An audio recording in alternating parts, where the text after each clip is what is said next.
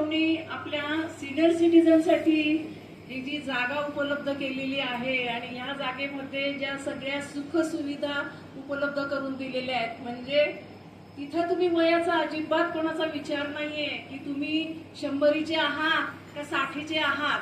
तर इथं म्हणजे 100 वर्षाच्या ज्या आजी आहेत त्या पण एवढंच एन्जॉय करतायत की जे एक तरुण पोरं कसे अगदी बालपणातले आपले खेळतात बागडतात अगदी त्याप्रमाणेच इथं सगळे आज दिवसभर खेळले. आणि हा दिवस आपण कधीच विसरू शकत नाही, कारण या ठिकाणी आपल्याला खूप साऱ्या मैत्रिणी पण मिळालेल्या आहेत. आणि विजूभाऊंचं हे कार्य, त्यांची ती गोशाला मी बघितली तर ती पण खूपच सुंदर आहे.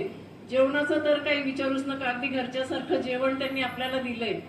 आणि हे गेम वगैरे आपण जे घेतलेत, अगदी म्हणजे आपण आज 40-50 वर्षानंतर सुद्धा हे गेम आपण खेळू शकलो, हे कोणामुळे तर फक्त विजूभाऊंमुळेच. आणि त्यांच्या त्या पूर्ण फॅमिलीचं हे सगळं सहकार्य बघून मला असं वाटतं की आपण पण ह्याच्यामध्ये इन्व्हॉल्व्ह व्हायला पाहिजे. आणि त्यांना जी काही गरज आपली मदत असेल तर ती मदत मला असं वाटतं की प्रत्येक भगिनीने केली पाहिजे, किंवा आपल्या ओळखीचे जे असतील त्यांना आपण सांगितलं पाहिजे, कन्व्हिन्स केलं पाहिजे की आम्ही प्रत्यक्ष तिथे जाऊन आलो आहे आणि तिथले अनुभव आम्ही घेतलेले आहेत.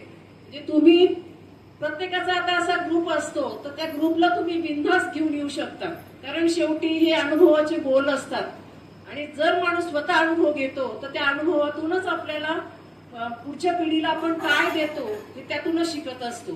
तर थँक्यू एव्हरीबडी ऑफ द आपले सिनियर सिटीजन ग्रुप अँड विजूभाऊ अँड ऑल माय फ्रेंड्स. आणि आता इथे या देवळाली कॅम्प मधले पण ज्या सगळ्या ज्या महिला मिळाल्या आहेत त्यांच्या सुद्धा मध्ये मी एकदम म्हणजे मिळून मिसळून नाचले अगदी बिनधास्त. म्हणजे मी तर वयाचा विचार केला नाही, प्रोफेशनचा विचार केला नाही, कसलाच विचार केला नाही. आता विजूभाऊंना पण मी चांगलं ओळखते, तेही मला चांगलं ओळखतात. त्यांनाही विशेष वाटलं असेल की मी इथे कशी आले बघ असं, पण नाही, मला माझ्या मैत्रिणींचा ग्रुप मिळाला ना, नाही मला जायचंच आहे काही जरी झालं. आणि आज त्यातल्या त्यात संडे होता, बाहेर एवढं छान मस्त वातावरण होतं, तर हे कधीच आयुष्यात विसरू शकत नाही. आणि आयुष्यातले हे जे क्षण असतात हे तुम्ही सांभाळून ठेवले पाहिजेत, की हेच तुमच्या पुढच्या आयुष्याला खूप उपयोगी पडत असतात. आणि हेच आपण आपल्या नातूंना पंतूंना आपण वाटत असतो, कारण आजची जी पिढी आहे ही पिढी हे अनुभव नाही घेऊ शकत जे आपण अनुभवतो आहेत. तर त्यांना देण्यासाठी आपण काहीतरी करायला पाहिजे.